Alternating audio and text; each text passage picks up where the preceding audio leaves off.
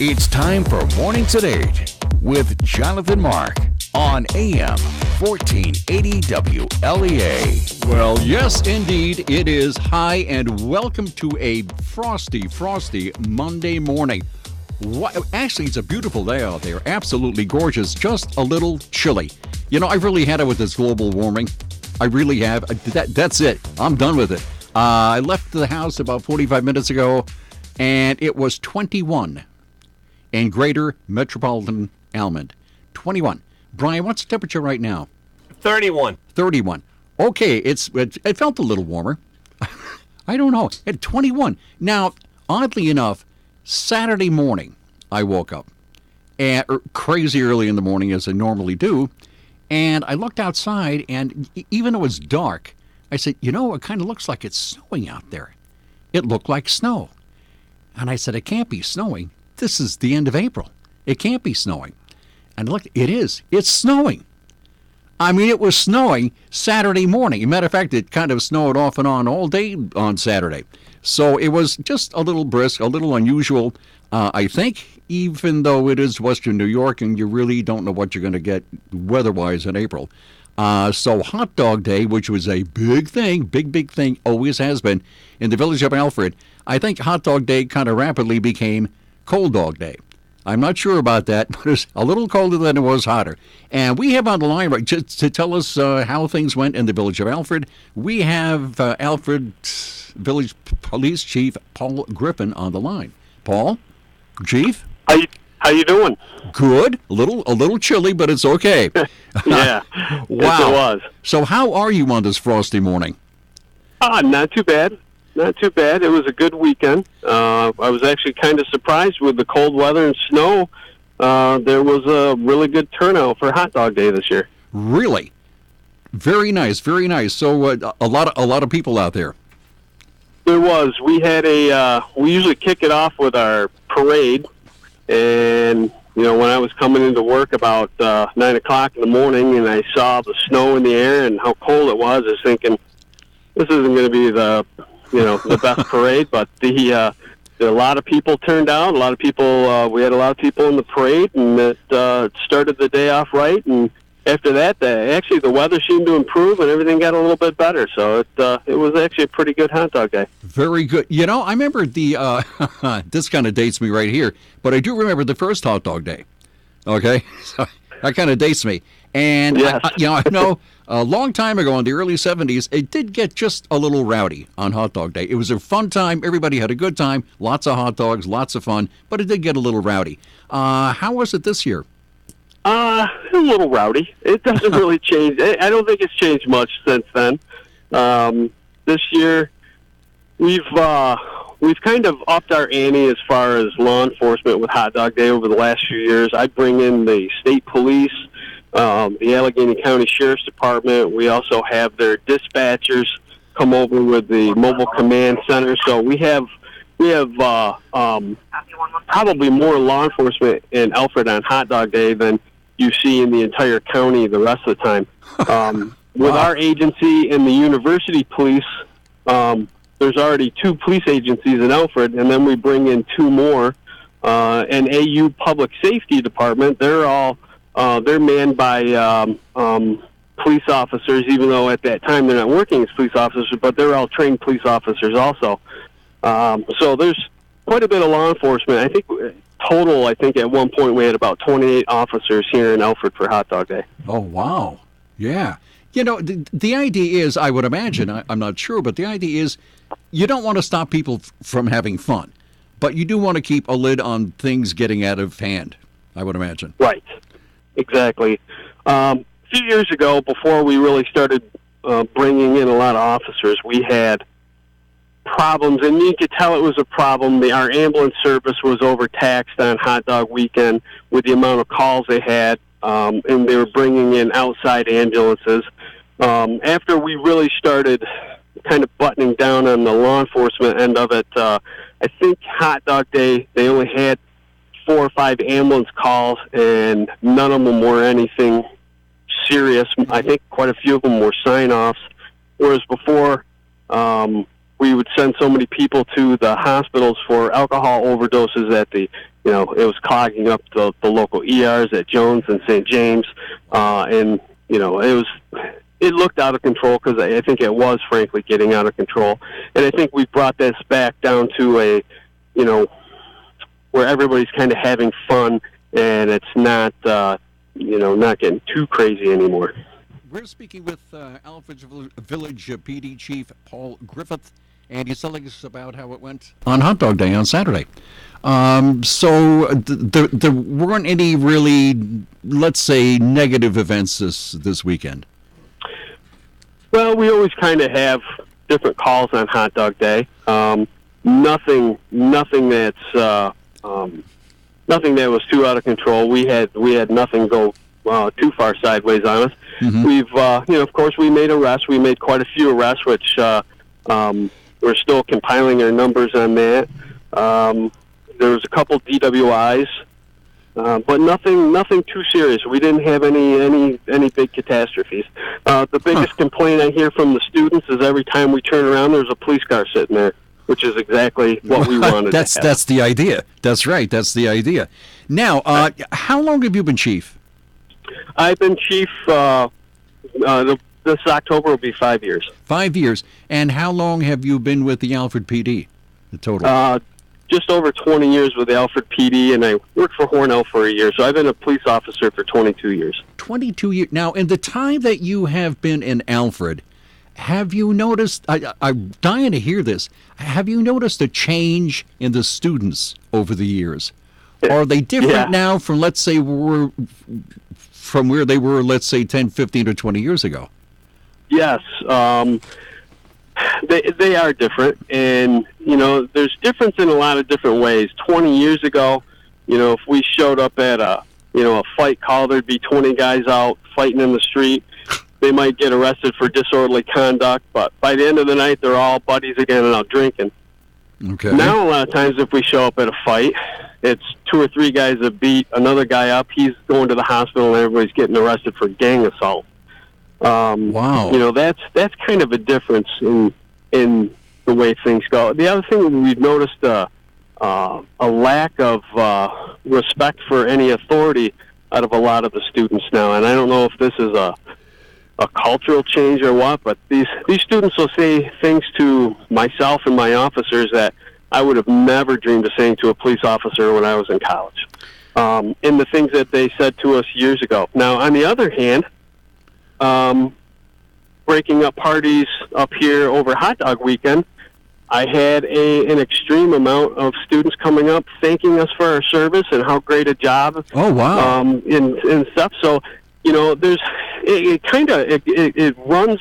It used to be kind of, all the students kind of, ran on the same even keel. Now you've got some that either they hate us or they love us. There's you don't see the kids in the middle.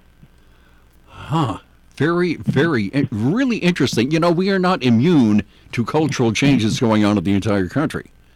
No. So as the entire country changes, so do we here in this area, Wow, very, yes. And I think our colleges now also draw people from further out of the area, so we don't have as many local kids going to school here as we do, say, kids from New York City, Philadelphia, Rochester, Buffalo. We get a lot of city kids here, and there is definitely a difference between the attitude of a person that comes from one of the bigger cities versus somebody that comes from the more rural areas. Mm-hmm. Oh, by the way, Chief, I also hear that you were something of a guitarist. Yeah. Yeah. Are you? A little bit. Okay, yeah, so yes. This is the video that got posted. Yeah, I was kind of screwing around with the band. They're playing a little bit. I've done that in the past before, and if you like to play guitar, you don't always get the opportunity to play in front of a crowd. So when it comes up, you got to kind of seize the moment, I guess. Well, plus, I guess if you have a badge on, it helps.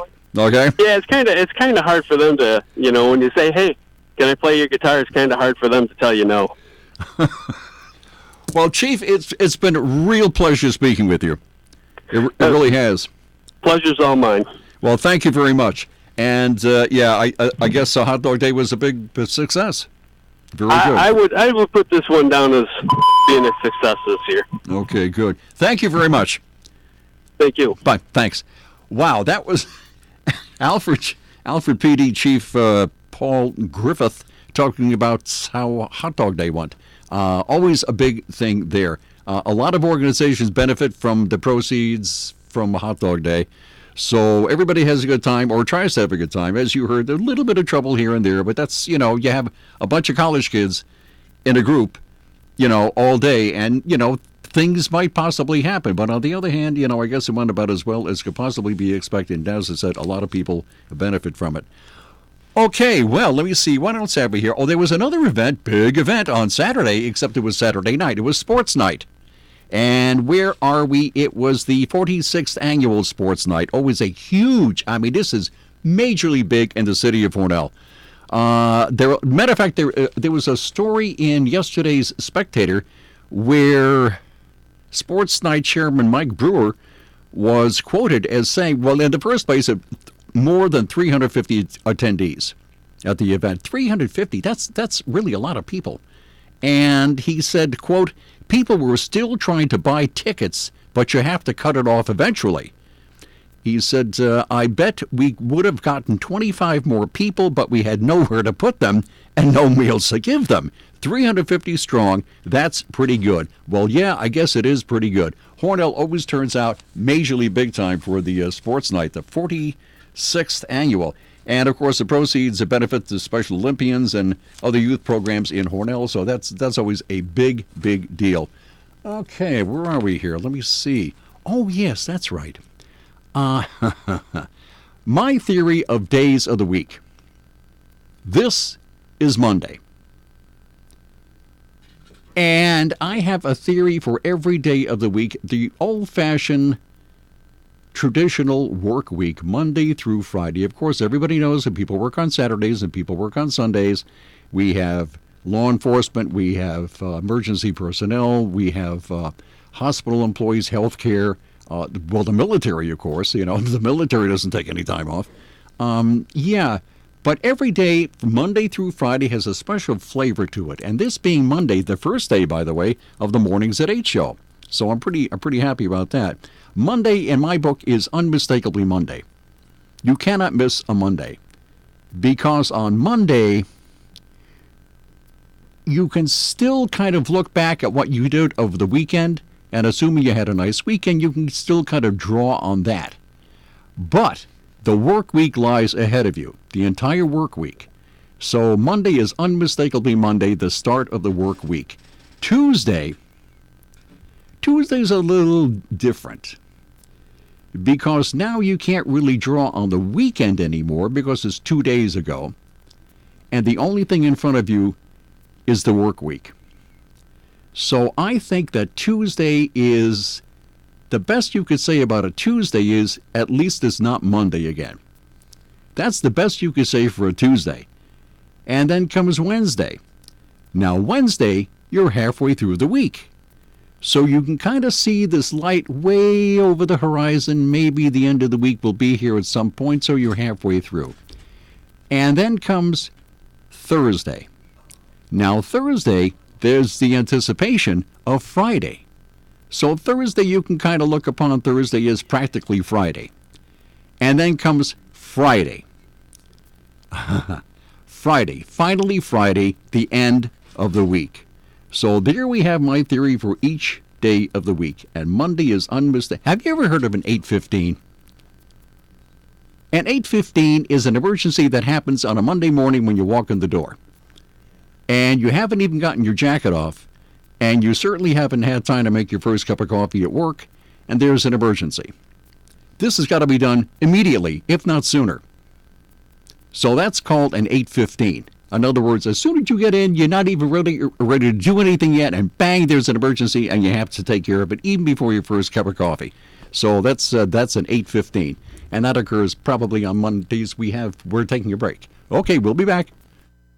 New to golf or a seasoned veteran? You'll enjoy the casual, relaxed atmosphere of Vanderview Golf Course. 2 miles from downtown Alfred on Waterwells Road, Vanderview is a 9-hole executive-length golf course with a driving range on one side of the road and the course on the other. Family-friendly and fun recreation for everyone. You can walk the course or use a cart. And new this year, a season pass for only $100. That's a lot of golfing fun for a very little bit of money. Vanderview Golf Course, 2 miles from downtown Alfred on Waterwells Road.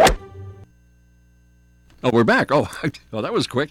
Okay, but this would be a beautiful day for a round of golf, wouldn't it though? Nice and sunny. Going to be a little warm later. Kind of nice. Okay, nice day. Okay, let me see. Where were we here? Oh, this is really interesting story. We have Rob Carolyn on the line. Oh, okay. Well, we'll just put this over here, and then we'll go. Hello, Rob. Good morning, Jonathan. How are you this morning? Good. Very good. I didn't mean to step on your toes there.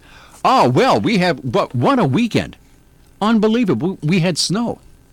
Not a lot. Yeah, and it's snowing this morning in Michigan and Wisconsin and Minnesota and North Dakota. Oh, for Pete's sake, That's really? not a good thing to have in late April. You know, I was telling our listeners, really, I'm tired of this global warming. I really am. I've really had it. Any more global warming, that's it. So how's the rest of the week looking here?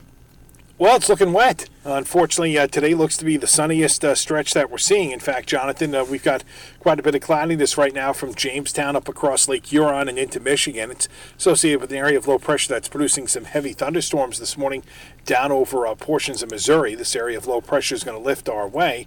And while it may not produce heavy thunderstorms in our area, certainly looks like it's going to be responsible for producing some rainfall. So enjoy the sun while it lasts.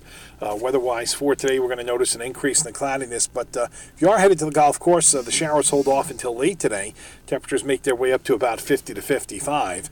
Some rain in the forecast for the overnight, lows near 40. Tomorrow, cloudy and breezy with the chance for a shower. We're 55 to 60. More showers late tomorrow night, 40 to 45. Or warmer Wednesday with highs between 65 and 70. But, Jonathan, the showers continue. In fact, we've got showers in the forecast Thursday and Friday as well. And I really don't see the wet weather pattern breaking anytime soon. Oh, that's nice. That's very good. Wow. Well, the problem is there's still snow on the ground in Ontario and Quebec, so it's very cold up there. We've got warmth down over the southern United States and a storm track in between because of that boundary. And until the snow disappears up there in Canada, we're probably going to stay on the wet side and unsettled. Good. I left my house this morning. It was 21. Yeah, that's impressive for this time of year. And again, it's a sign that, tomorrow temperatures are going to be in the mid-80s in Washington and in Baltimore, and we're going to see highs only around 50 in Boston and Buffalo. Oh, for Pete's sakes. Well, there we go. Okay, Rob. Well, thanks, I guess. Talk to you later. You got it, Jonathan. Bye.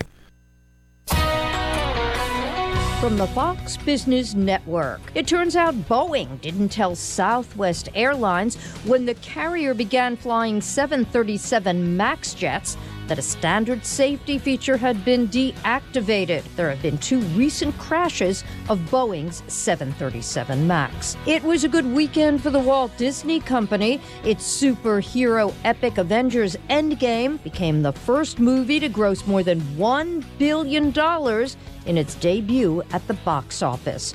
Tesla CEO Elon Musk and the SEC announced a settlement stemming from their latest Twitter beef.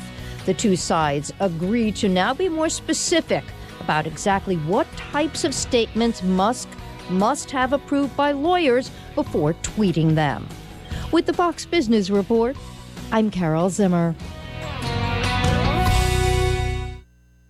Hiring? Aren't you tired of hoping the right candidates see your job posts? It's like trying to find a needle in a haystack, but not with ZipRecruiter. Its powerful technology finds and invites qualified candidates to apply. So instead of hoping you find that needle, ZipRecruiter finds it for you. And hiring is a whole lot easier. 4 out of 5 employers who post a job on ZipRecruiter get a quality candidate through the site within the first day. Try ZipRecruiter now for free by going to ZipRecruiter.com/free. That's ZipRecruiter.com/free.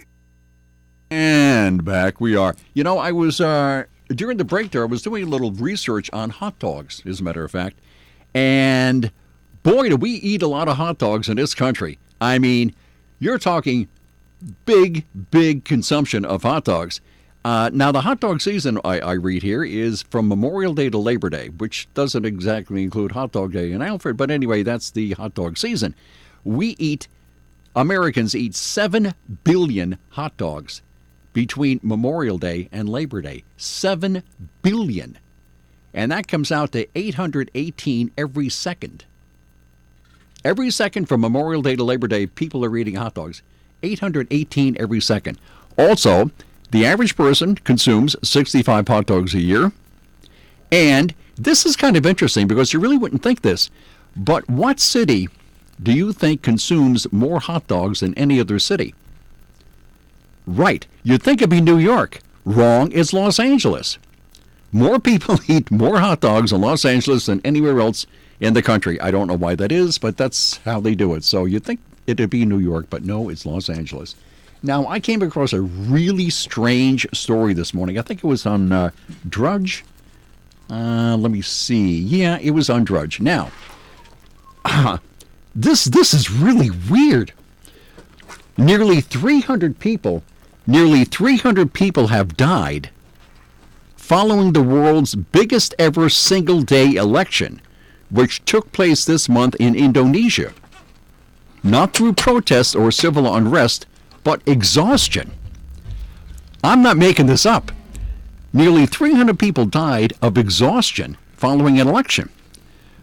According to Indonesian officials, 272 election staff have collapsed from fatigue-related illness in the last 10 days following the country's April 17th vote. An additional 1,878 were ill. That's really strange. Now, Indonesia is the fourth most populous country in the world. It's estimated that 80% of the country's 192 million eligible citizens voted. 192 million eligible voters, meaning 150 million people turned up at the polls. You multiply that by 5 ballot papers each person had the option to punch out, and that's up to 750 million ballots that needed to be counted by hand. By hand. It was the first time the country has held its presidential elections at the same time as its regional and national votes. And this made it the largest single-day election in human history. So these people were working so hard counting ballots that nearly 300 of them died of exhaustion. You'd think there possibly might be another way to do this other than count these things by hand and have 300 people die. I thought that was really, really strange. Anyway, that was in Indonesia, so we needn't really worry about that. Okay, there was one more here I wanted to do. Where are we here? Here we are. That's right. This is from Wyoming, and it's somewhere in northern Wyoming. And where did I see this? It was an AP story. Authorities in northern Wyoming say a man who allegedly shoplifted at the same store twice in one day also asked to fill out a job application during one of his visits. So he combined a little shoplifting and a little job hunting. Why not? Anyway, the Gillette News Record reported Sunday, which was yesterday, the 36-year-old man went to the Sportsman's Warehouse in Gillette and bought some items with a rewards card, but allegedly took sunglasses and ammunition without bothering to pay for them. And the cops say he returned to the store a few hours later, asked to fill out the job application, and then he left with 2 more pairs of sunglasses, allegedly without paying for them. Officers issued the man a citation for the alleged thefts and recovered the items, and the suspect's name wasn't immediately available. So we can probably assume that this man will not be nominated for Employee of the Month, if indeed he does get that job. I'm not quite sure about that. And also, maybe I'll do this tomorrow. Yeah, I'll do this tomorrow. To mark mornings at 8, our very, very first week, I have come up with a contest. And this contest is going to knock your socks off. Not the contest itself, but the prizes, okay? Actually, I have no idea what the contest is, but I have the prizes all set. And we will do that tomorrow morning, bright and early, at 8:05 here at Mornings at 8. And see you tomorrow. Bye.